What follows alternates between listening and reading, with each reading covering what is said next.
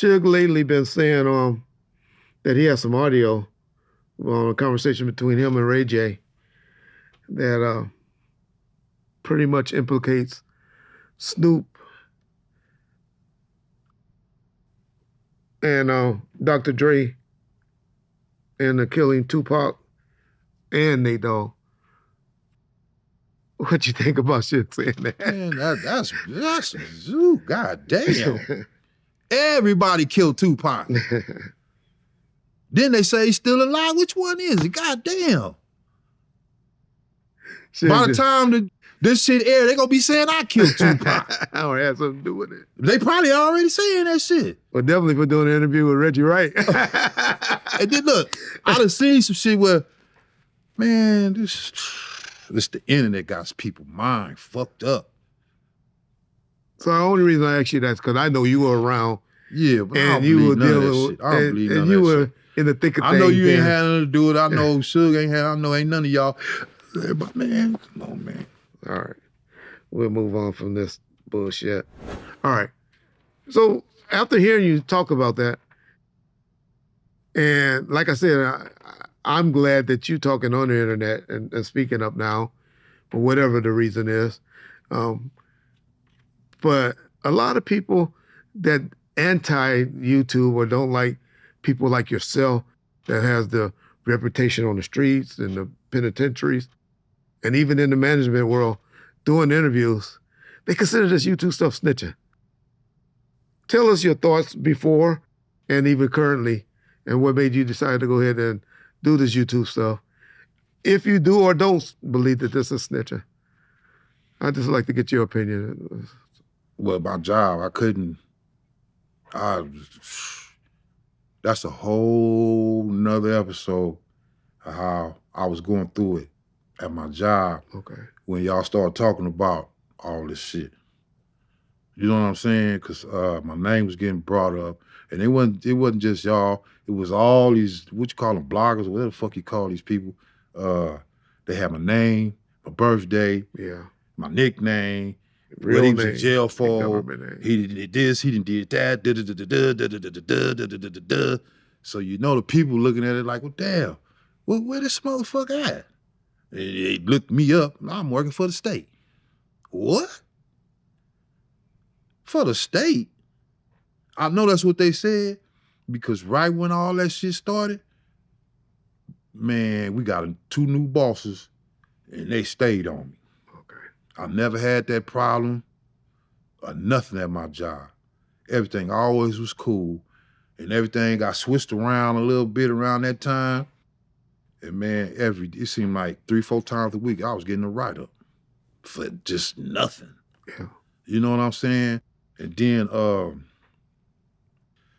they lawyers, some kind of law, the state lawyers, I don't know what the correct name is for them, they sent me a package this thick with nothing but write-ups, bullshit write-ups. And all while I was getting them, they was telling me, oh, this ain't no write-up, this is, we just writing this down. Building a package. Bullshit, right? Yeah.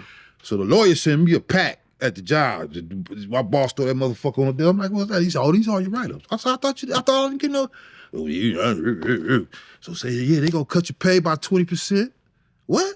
They gonna do this, they gonna do that. And before all that, I was getting into it with them real loud, you know, boisterous, going off, all kind of shit, you know, to where the people working next door was coming. They threatening to call the police on me, all kind. Man, I was going crazy, man. God damn, I can't even come in this motherfucking work no more. Yeah. Because of the internet. So that's why you stayed away from it. That's why I quit that motherfucker. Okay. If they gonna talk about me, then and half the shit they saying ain't right, let me talk about myself. Plus, I like money. Shit, I'll take the little change. Yeah. Shit, who don't want some money? Oh yeah, he broke now. Who don't want some money? Exactly. Nigga, Oprah got $2.5 billion and she ain't stopped working. So, you know, yeah, that made me get all the way into it because I used to tell my girl a lot of the stories because she used to get so sick of me. Oh my God. You know what I'm saying?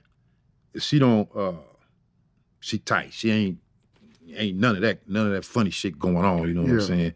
And I'll never go into detail about too much. But that's how I had to get a lot of that shit off my chest. Okay. You know what I'm saying? And that put me in the mode to speaking on it, talking to her. Gotcha. You know what I'm saying? And wanting to get the truth out there, because I'm just, okay, I'm the one getting punished the most and ain't said shit. Yeah. It's time for me to set the record straight, because 90% of the shit everybody talking about ain't even true. So I get at a few people on my Facebook page. You know, I get at the whole face. What y'all think, man? Because I thought I had been thinking about it for, we had been thinking about it for a while. I didn't just jump out here. If they'd have been like, nah, you should just chill out, I wouldn't even be sitting here. Okay. They helped me. I wanted to do it. They was like, yeah, go ahead. They like, yeah, they approved of what I was thinking. Faking. Yeah. You know what I'm saying? And most of them was friends, homies, you know, people that I know that I can't go see because I don't be, you know, I used to be in the hood and the whole nine. But I don't be in the hood no more. Yeah. I got set my ways out there where I'm at. I'm setting my ways, man. Yeah. And it ain't got nothing to do with, I ain't going to the hood. Man, come on, man. I've been in the neighborhoods since I was 7. Yeah. You know, so I ain't got no problem with your neighbor. I ain't got no problem with being in the neighborhood. I ain't got no problem with nobody in the neighborhood. But I just got my little program, and this is just how I'm doing it. You know, I was in some fucked up situations since I've been out here, man. Some real fucked up situations where didn't nobody have my motherfucking back but my girl. You know what I'm saying? Yeah. People think, oh yeah, you just, nigga, I done went through hell out here trying to hang on to my sanity and every motherfucking thing else. When y'all do is sit around and talk about who in the hood and who ain't in the hood at the age of 60 and 70 years old, nigga, I'm out here in the mud. Yeah. With not near hand to grab to pull me out that motherfucker, but my girl. And she didn't know me for fly on a piece of shit. Just, we clicked. And she treated me like a king from day one, you know what I'm saying? So I could talk to her about anything. Anything. Cause she come from a church upbringing, but she done been around some gangsters, you know what I'm saying? So she know how to do, she's gangster. Yeah. But she's church, not go out and do a whole bunch of stupid shit, but when it's time to be real, she gonna be real when most fucking people go fake on you. You know what I'm saying? She gonna keep it solid. And my mama loved her. Well, before moms really, really got to tripping, you know what I'm saying? Her and my mom's was real tight, so you know what I mean? All that together made me just say, man, it's time for you to say something. Say something. Go on, get it out there. Put the real out there, man. Go ahead. Because ain't nobody else gonna do it, because ain't nobody else around to do it. So here I am.